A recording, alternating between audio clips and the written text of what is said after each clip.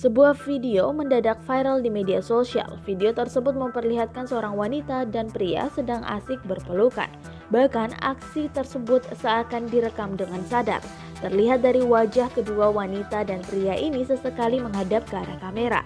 Wanita bernyanyi dengan santainya sambil dipeluk oleh seorang pria dari belakang. Video itu diunggah oleh akun Instagram @manaberita. Dalam video tersebut terlihat seperti berada dalam room karaoke.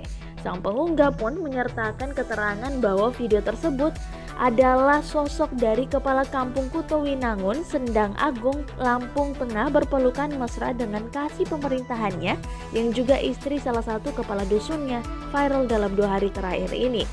Video tersebut beredar di media sosial sejak Rabu 5 Agustus 2020 dan telah ditonton hingga ratusan ribu orang.